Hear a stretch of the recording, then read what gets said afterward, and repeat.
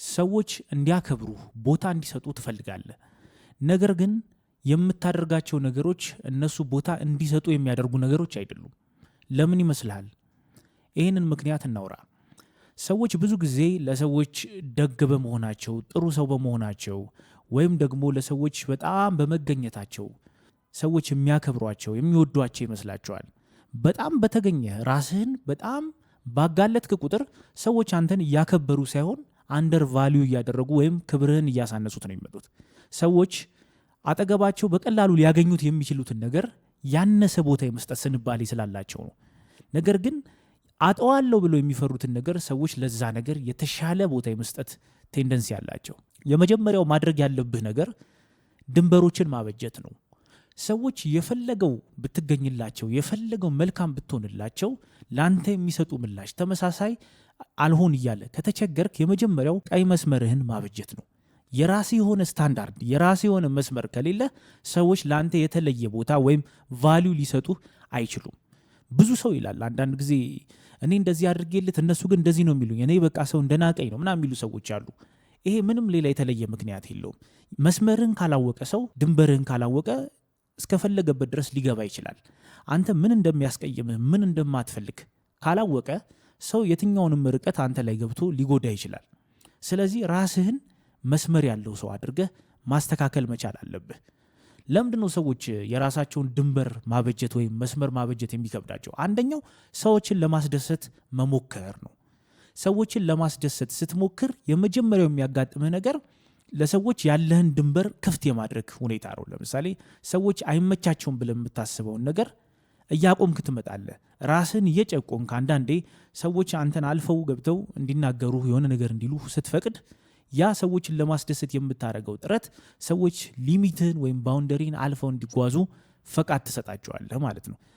ለሰዎች ሊሚትህን ወይም ባውንደሪህን አልፈው እንዲመጡ ፈቃድ በሰጣቸው ቁጥር ሰዎች አንተን እያቀለሉ እያወረዱ ይመጣሉ ማለት ነው። ስለዚህ ሰዎችን ለማስደሰት መሞከር የመጀመሪያው ክብርን የማጫ መንገድ ነው ማለት ነው። ክብርህን እንዳታጣ፣ ቫሊዩህን ያለን በእነሱ ዘንድ ያለህን ቦታ እንዳታጣ መጀመሪያ ድንበሮች ይኑር። ድንበር የሌለው ሰው የፈለገው ሰው ብታስደስት፣ የፈለገው ሰዎች የወደዱ ቢመስልህ፣ ነገር ግን ሌላ የተሻለ መስመር ያለው ወይም የተሻለ ባውንደሪ ያለው ሰው ሲመጣ አንተ ሁልጊዜም ከነሱ ያነስ ከሆነ ትገኛለህ ማለት ነው። በተደጋጋሚ ሰዎች ይሄ ነገር ያጋጥማቸዋል። በግንኙነቶች ላይ በፍቅር ግንኙነት ሊሆን ይችላል፣ በጓደኝነት ሊሆን ይችላል። በብዙ አይነት ግንኙነቶች ላይ ሰዎች ከሌሎች ሰዎች ይመጣል ብለው የሚያስቡትን ክብር በፈለጉት ልክ አያገኙትም። ምክንያቱም መስመራቸው ኦልሬዲ ክፍት ነው፣ ምንም ባውንደሪ የላቸውም። ስለዚህ የመጀመሪያው እርምጃ ሊሆን የሚገባው መስመር አበጅ። መስመር ማበጀት እንደ መጀመሪያ ለአንዳንድ ሰው ጀስት ሊከብደው ይችላል። ምክንያቱም ራስን ከሰው እንደማሸሽ፣ ሰውን ለማስደሰት እየፈለክ ሰዎች እንዲወዱ እየፈለክ ከሰዎች ጋር ጥሩ ግንኙነት እንዲኖር እየፈለክ እንደ መዝጋት ልታስበው ትችላለህ። ነገር ግን እንደዛ አይደለም። መስመርህን ስታበጅ ሰዎች መስመርህን ሲያውቁ ከዛ በኋላ የሚፈጠረውን ነገር ራስህ በሂደት ታስተውለዋለህ። ከዚህ በፊት ከነበራቸው እይታቸው ለአንተ ሲቀየር ትገረማለህ። ሰዎች ምላሽ ይፈልጋሉ። በተደጋጋሚ ድንበርህን ይጥሳሉ፣ በተደጋጋሚ ይሞክሩሃል። ስለዚህ የአንተ እርምጃ ደግሞ ዝምታ ከሆነ እየፈቀድክላቸው ነው ማለት ነው። ያንተ ደግነት፣ ምስኪንነት ወይም ዝምታ ለሰዎች እንደ ፈቃድ ነው የሚታየው። ማንኛውም ሰው እንደ ፈቃድ ነው። ስለዚህ አንተን እንደፈለግኩ ማድረግ ይችላለሁ ብሎ ነው የሚያስበው ሰው። መስመር እስከሌለ ድረስ፣ ደግነትህን ብቻ እስካሳየ ድረስ፣ ፈቃድ እስከሰጠ ድረስና መልስ መስጠት እስካልቻልክ ድረስ ሰዎች ተፈቅዶልኛል የሚል ምላሽ ነው ከአእምሯቸው የሚያገኙት። ስለዚህ የመጀመሪያው እርምጃ መልስ መስጠት አለብህ። ምንድን ነው? በትንሹ ጊዜ የተነሳ ማንኛውንም ዲስሪስፔክት ወይም ንቀት ከመጀመሪያውኑ ምላሽ በመስጠት ማስቆም መቻል አለብህ ማለት ነው። የምላሹ አይነት ይለያያል። የምትሰጠው ምላሽ መሆን ያለበት ስሜታዊ፣ የቁጣ ወይ የማስፈራራት ኦር ፊዚካል የሆነ ምላሽ መሆን የለበትም። መሆን ያለበት የምትሰጠው ምላሽ በተግባር በማስተዋል ላይ የተመሰረተ መሆን አለበት። በተግባር የምትሰጠው ምላሽ ከማስፈራራት ኢሞሽናል ከሆነ ሪስፖንስ በጣም የተሻለ የሆነ ምላሽ ይሆናል። ሰዎች ጥቂት ንቀትን ሲያሳዩ ራስን ከዛ ሰው በማሸሽ ሊሆን ይችላል። ከዛ ሰው ጋር ያለህን ግንኙነት በመገደብ ሊሆን ይችላል። በዚህ መንገድ ምላሽ ስትሰጥ ሰዎች ያንተ ሊሚት ወይም ያንተ መስመር ምን ያህል እንደሆነ እንዲረዱ ታደርጋቸዋለህ።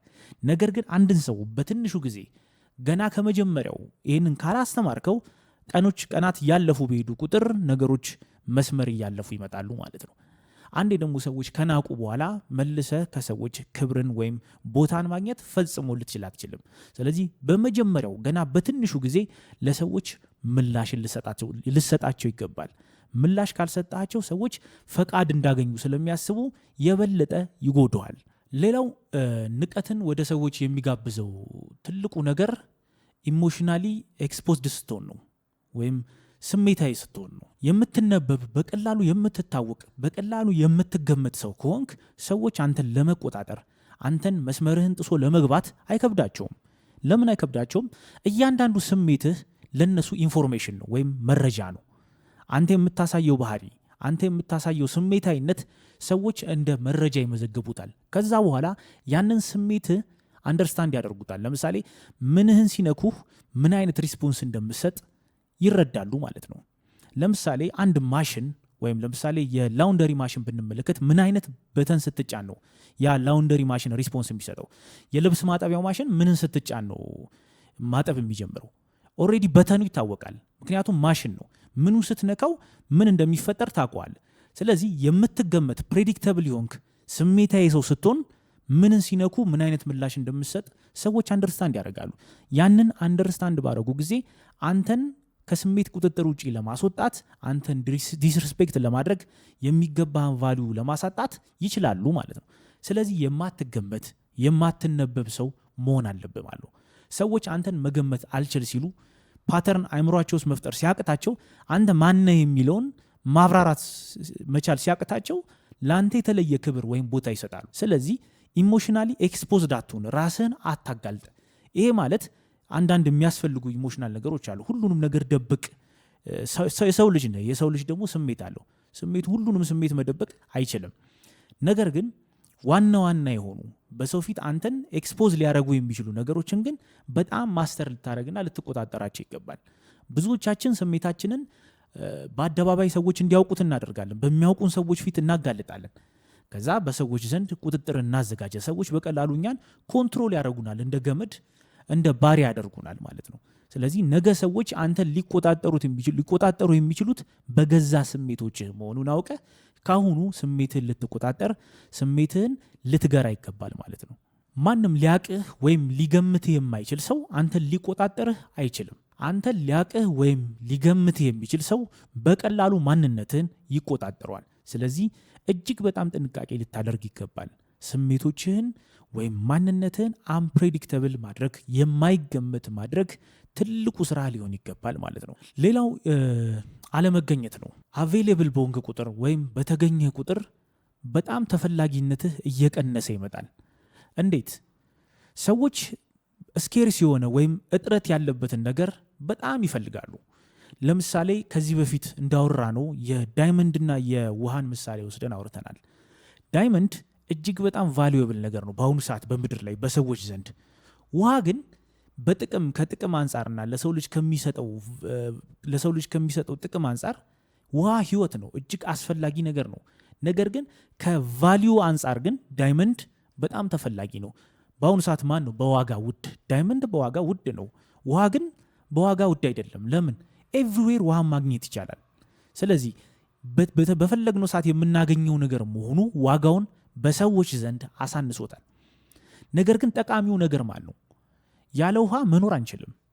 የሰው ልጅ ያለ ውሃ መኖር አይችልም። ያለ ዳይመንድ ግን የሰው ልጅ መኖር ይችላል። አንድ ሰው ዳይመንድ ሲያገኝ ሊሞት ይችላል፣ ሳያይ ሊሞት ይችላል። ዳይመንድ ለሰው ልጅ እጅግ በጣም ጠቃሚው ነገር ባይሆንም ነገር ግን ቫልዩ ያለው ነገር ሆኖ ሰዎች የሰው ልጆች ተስማምተውበት ከፍተኛ ገንዘብ እያወጡ የሚገዙት ነገር ሆኗል ማለት ነው። ስለዚህ በተደጋጋሚ መገኘትህ እጥረትን አለመፍጠርህ በሰዎች ዘንድ ያለህን ዋጋ ያሳጣሃል። ይሄ መራራ የሆነ እውነታ ነው። ምክንያቱም አንተ ለሰዎች በጣም በተገኘ ቁጥር ሰዎች እንደ ተራ ነገር እያዩ ይመጣሉ። እንደማያጡህ እርግጠኛ እየሆኑ ይመጣሉ። ይገምቱሃል። ሁሌ ያለ ሲጠሩ ትመጣለህ። ስለዚህ የምትገምት ነህ። እንደማያጡ እርግጠኛ ሲሆኑ ደግሞ የሚሰጡ ቦታ ያነሰ ይሆናል ማለት ነው። ማጋ እንደምትገኝና ለማ እንደማትገኝ እስኬጁል ልትሆን ይገባል። አንዳንድ ጊዜ መገኘት የሌለብህ ቦታ ላይ መገኘት የለብህም። ሰዎች ለአንተ ቦታ የማይሰጡ ከመሰለህ መገኘትህ የሚፈጥረው ተጽዕኖ ያለ ካልመሰለህ የመገኘት ግዴታ የለብህም። በዚህ ምክንያት በጣም ብዙ ሰው ራሱን ከማስከበር ወደ ኋላ ቀርቷል። ስለዚህ ራስህን ማስከበር የምትፈልግ ከሆነ አንዳንድ ጊዜ ሰዎች ለምን እንደሚንቁ ሁልጊዜ ጥያቄ የሚሆንብህ ከሆነ እጅግ በጣም ተገኝተህ ሊሆን ይችላል። ወዳጅህ ወይም ጓደኛ በተደጋጋሚ በፈለገ ሰዓት ሲያገኝህ ወይም እንደፈለገ የሚያገኝህ ከሆነ ያንተን ቫሊዩ አሳንሶ የሚያይ ከሆነ መገኘት ችግር ፈጥሯል ማለት ነው። ስለዚህ አብሰንስህን ማሳየት አለብህ። አለመገኘትህ የሚያመጣውን ተጽዕኖ ማሳየት አለብህ። ያንተ አለመገኘት የሚያመጣውን ውጤት ሲያዩ ከዛ ጊዜ ጀምሮ የአንተን መገኘት ቫሊዩ እየሰጡት ወይም ቦታ እየሰጡት ይመጣሉ ማለት ነው። ነገር ግን ሁልጊዜ በተገኘ ቁጥር ያንተ አለመገኘት ምንም ለውጥ እንደማያመጣ ፊል እስከሚያደርጉ ድረስ ሁልጊዜ የምትገኝ ከሆነ ያለህ ክብር ወይም ያለ ቦታ ቢወርድ አትገረም። ስለዚህ ሁልጊዜ እጥረትን ፍጠር። ውሃን የመሰለ የተፈጥሮ ሀብት ለእኛ እጅግ በጣም ጠቃሚ የሆነ ነገር በዚህ ቫሊዩ ልክ ከረከሰ አንተም ሁልጊዜ ራስህን አቬሌብል ለሰዎች ባረክ ቁጥር ቫሊዩህ ወይም ዋጋ እየረከሰ መምጣቱ የማይቀር ነው ማለት ነው። ማንኛውም ሰው ያለውን ነገር እያስተዋለ አይጨነቅም ወይም ላለው ነገር የተለየ ቦታ ወይም ትኩረት አይሰጥም። ነገር ግን ሊያጣው በሚችለው ነገር ወይም የሌለው ነገር ላይ ፎከስ የማድረግ ባህሪ ያለው። ስለዚህ ሁሌ አቬሌብል የሆነ ነገር ካለ፣ ለምሳሌ ያላችሁን ንብረት ሀብት ካለ እሱን ከመጠበቅ እሱን ከመያዝ ውጪ እሱ ላይ በጣም ፎከስ አታደርጉም። ሌላ ለማግኘት እዛ ላይ ነው የምትተጉት። ሌላ የተሻለ ነገር ለማግኘት ነው የምትተጉት። አሁንም የሰው ልጅ አንተ አቬሌብል በሆንክ ቁጥር ለሰዎች በጣም በተገኘ ቁጥር ሰዎች ፐርማነንት ነው ሁልጊዜ ይገኛል ብለው ስለሚያስቡ ለአንተ ትኩረት ላይሰጡ ይችላሉ። ከዚህ በፊት መጀመሪያ ሲያገኙ እንደሰጡ አይነት ቦታ ላይሰጡ ይችላሉ። ይሄ ደግሞ ጥያቄ ሊፈጥርብህ ይችላል። ምክንያቱም ሁላችንም የየራሳችን የሆነ ከሰዎች ጋር ያለን የኢንተራክሽን መንገድ አለን። አንዳንድ ሰው በጣም ደካማ ነው ራሱን ማስከበር ላይ፣ አንዳንድ ሰው ደግሞ በጣም ስትሮንግ ነው ራሱን ማስከበር ላይ። ስለዚህ ሰዎች ሲንቁት አይገባውም። ለምንድን ነው እንደዚህ የሆንኩት? ለምንድን ነው ሰዎች እንደዚህ የሚንቁኝ ምናምን ብሎ ያስባል። ሁልጊዜ ጥያቄ ይሆንበታል። ስለዚህ ራስህን ቼክ አድርግ። መጀመሪያ እንደተነጋገር ነው የራስህን መስመር አበጅ። መስመርህን ሰዎች አልፈው ሲመጡ የምትፈቅድ ከሆነ ክብርን ለምን ትጠብቃለህ? አትጠብቅ። ምክንያቱም መስመር የሌለው ሰው ክብር የለው። ሁለተኛ በየጊዜው የምትገኝ ከሆነ ሰዎች እንደፈለጉ የሚያገኙ፣ አንዳንድ ጊዜ አልችልም ማለትን የማታውቅ ከሆነ፣ አንዳንድ ጊዜ አለመገኘትን የማታውቅ ከሆነ ሰዎች ቢንቁ ወይም ያነሰ ዋጋ ቢሰጡ አትገረም ማለት ነው። ሰዎች አንተን ባለማክበራቸው ወይም አንተን ዲስሪስፔክት በማድረጋቸው ዋጋ እንደሚያስከፍላቸው ሊያውቁ ይገባል። ሰዎች መስመርህን ሲጥሱ፣ ድንበርህን ሲያልፉ፣ አንተን ሲንቁ ምንም አይነት የሚያስከፍላቸው ዋጋ ከሌለ በተደጋጋሚ ያንን ነገር ያደርጉታል። ነገር ግን እነዚህን ነገሮች ሲያደርጉ ዋጋ የሚያስከፍላቸው እንደሆነ በተረዱ ቁጥር ያንን ነገር ደግመው አያደርጉትም። በተደጋጋሚ ድንበርህን ሲጥሱ፣ በተደጋጋሚ ሲንቁ፣ ለምሳሌ በጨዋታ መሃል የሆነች ቀልድ ጣል እያደረጉብህ ሊሆን ይችላል። አንተን የሚያሳንስ ሊሆን ይችላል። ሀሳብ ስታነሳ ጠቃሚ ነው ብለህ የምታስበውን ሀሳብ ወይም አሪፍ ነው ብለህ የምታስበውን ሀሳብ ስታነሳ እሱን በማጣጣል ሊሆን ይችላል። በስብሰባ መሃል ሀሳብህን በማቋረጥ ሊሆን ይችላል። አንተ ንግግር እያደረግ ዝም ብሎ ድንገት ገብቶ ዲስሪስፔክት አድርጎህ ማውራት መናገር ሊሆን ይችላል። እነዚህ ጥቃቅን የሚመስሉ ነገሮች አንተ ላይ ሲፈጠሩ ዋጋ እንደማያስከፍሏቸው ካወቁ ከዚህም አልፈው ኔክስት ሌቭል ላይ ሊሄዱ ይችላሉ ማለት ነው። ስለዚህ አንተን ዲስሪስፔክት ማድረግ፣ አንተን ለማዋረድ ወይም ለመናቅ መሞከር ዋጋ የሚያስከፍል መሆኑን ሰዎች ከተረዱ በድጋሚ ያንን ነገር አያደርጉትም። ለዛ ነው ድንበር ማበጀት የሚያስፈልግ። ለዛ ነው አንዳንድ ጊዜ ዝም ማለት የሚያስፈልግ። ሁልጊዜ ከሰዎች ጋር ልታወራ አትችልም። አንዳንድ ጊዜ ዝም ማለት ይጠበቅብሃል።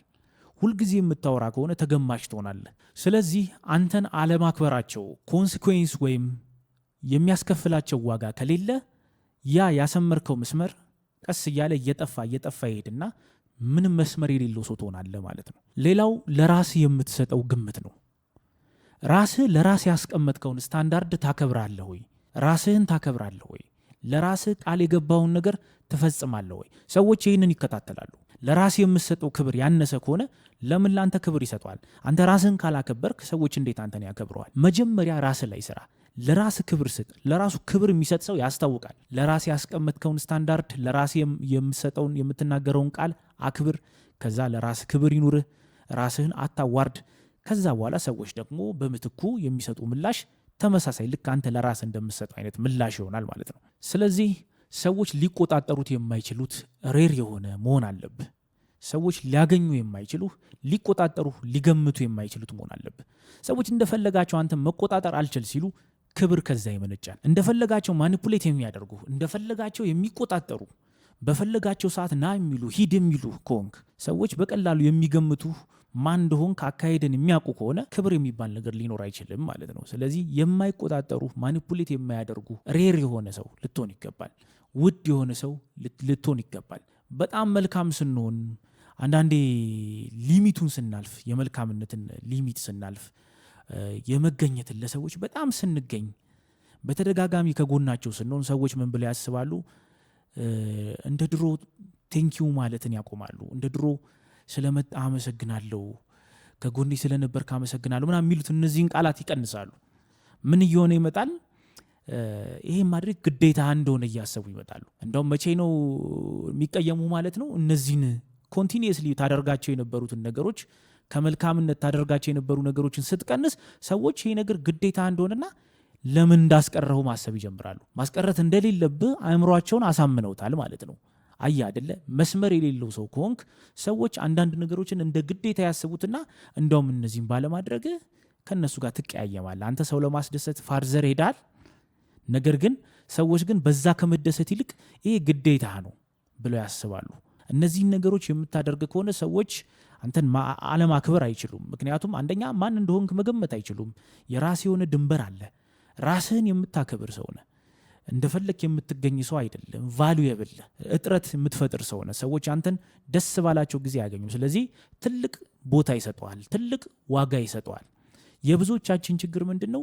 የራሳችንን ዋጋ ካራከስን በኋላ ሰዎች ክብር እንዲሰጡን እንጠብቃለን፣ ራሳችንን እንጠይቃለን። ምን አድርጌ ነው ብለን በተደጋጋሚ በዚህ ጉዳይ ላይ ስንብሰለሰል እንቆያለን። ከዛሬ ጀምሮ እነዚህን ነገሮች በህይወታችን ላይ ከተገበርን ሰዎች እኛን የማያከብሩበት እኛን የሚያዩበትን መነጽር የማይቀይሩበት ምንም ምክንያት አይኖርም ማለት ነው። እሺ እንግዲህ የአንድ እርምጃ ቤተሰቦቼ እስካሁን የነበረን ሀሳብ ይህንን ይመስላል። የእናንተንም ሀሳብና አስተያየት እጠብቃለሁ። ራሳችሁን ለማስከበር ምን አይነት እርምጃ ተወስዱ ነበር? ወይም ምን አይነት ክፍተቶች ነበሩባችሁ? ከዚህ በኋላ ምን ለማድረግ አስባችኋል? ይህንን ቪዲዮ ከወደዳችሁት ላይክ አድርጉት። ሌሎች ተመሳሳይ እንደዚህ አይነት ቪዲዮዎች እንዲደርሷችሁ ቻናሉን ሰብስክራይብ ያላረጋችሁ ሰዎች ሰብስክራይብ እንድታደርጉት በትህትና ጠይቃለሁ። መልካም ጊዜ ይሁንላችሁ።